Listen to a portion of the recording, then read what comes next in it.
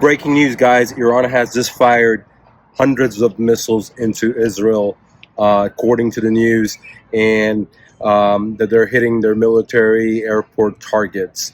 Um, so, what does that mean for you and me and the real estate and the dollar and the gold prices and inflation?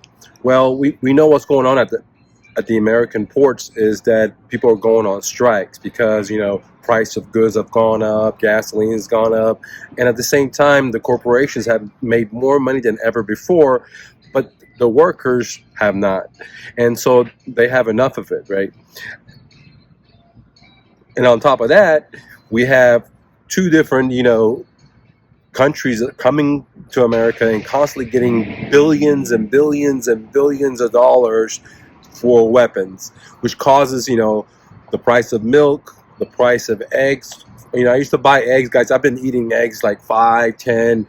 When I was in college, I would eat 12 eggs a day. I worked out all my life, and so prime time. And man, eggs was so cheap. I used to buy eggs, like organic, healthy eggs, 24 for like $3, $4. Okay, today, I'm buying organic eggs, the same one, the same account, and it depends on what store you go to. But if you go to a healthier food store, you're gonna be paying like $13 to $16 or even more if you want the fine of the fine. Okay, so this is what the inflation has done. Now you add in the the probability of mushroom cloud with the situation going on in with Russia and Ukraine. You add what's going on with the people that believe that they should just be, running over everyone no matter what the law says. You add those two together, you'll see the side effects of what's happening right now. Now, this is for sure.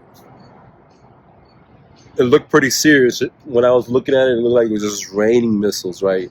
But the media, I'm sure, is going to say they didn't get a lot of hit. They knocked them out. This, because the truth telling is over. This is why they closed down all the medias. I mean, this is when they closed down RT, Al Jazeera, because when things go bad, they don't want people to have the freedom to know what's going on, for you to think for yourself, and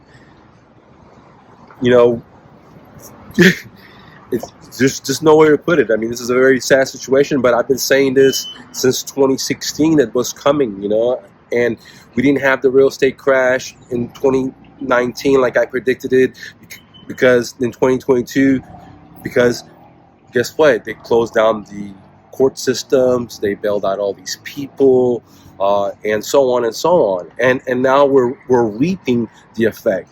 We should have just let it all felt in 2006, 2007, 2008, instead of bailing out all these people, because this is what all leads into this. The corporate greed leads into, warmongering, that leads into, poor choices, and overspending and non-accountability leads into these situations, right? And being world police. So I don't know what the good news is, because very soon you're going to have food shortages coming in from the ports. Now you're having Iran just fired up missiles, into the other country, Israel, and what do you think is going to happen? Well, I'll tell you what's going to happen. We're at the brink of World War III, exactly what I said in 2016 when I said gold was the play, and look what the price of gold has gone to. If you go to some of those videos, I said we're heading into war. Okay, we're heading into civil conflict, and we've seen some of those already play out. So the war is apparently been going on, but not televised, as I've been telling you guys since the beginning of it with Ukraine, and now has escalated it. More countries are joining in, and I think without justice, without like rule of law, when some sort of people can do whatever they want, other sort of people can't do whatever they want, and it's not equal, then you're never going to have peace. It just doesn't work like that. Okay. You're going to have a society of, everyone beats on their chest, and that's not like Law and Order. And I'm not saying I know which is best or not, because I'm a liberalism. I like less Big Brother. So that said, fuel prices are probably going to be rocketing. Now, why hasn't fuel prices rocketed? I mean, it should be over $100 by now. Okay, I mean, you're talking about Ukraine hitting Russia's, fuel production facilities. The pipeline has gone down, and I mean, all this crazy stuff has happened. But gas at the pump is still like $3 or $4. It's very, very low. It should be at $100. If not, it will be very, very soon. Depends what the reaction is, because Iran's going to cut off the gas flow coming in. Just imagine what the Houthis did to the shipping companies, right? Where they had to go all the way around, and it cost a lot more money. And this is hence why the people at the ports want more money, because they're realizing the corporations are making the money and the workers are not, and they're trying to put automation in there. But man, it's kind of like when you have a dog that's kind of always attacking people, then you'll probably expect your dog to get shot or someone beat it up. You know what I'm saying? You can't just allow some dog to always go around and attacking anyone it wants, kids, children, and whatever. You got to put a restraint on the dog. You know what I mean? And so I think we're at this situation that no one's putting this restraint on. Even most of the world's population wants for it to be stopped. And now we're at this place, So the UN failed us. It wasn't able to do what it's supposed to do after World War II, why it was set up, okay? You can't have just one corporation, aka country, veto any resolution. I think it was just set up wrong from the get-go, dude. Okay, it should have been that every country has one vote, and then they all tally it up, not just the power to be in just a few people's hands. It doesn't make sense. Anyways, but no one asked me. So anyways, guys, unfortunately, we're heading into a situation where I would, have food, have bug out bag, and be ready.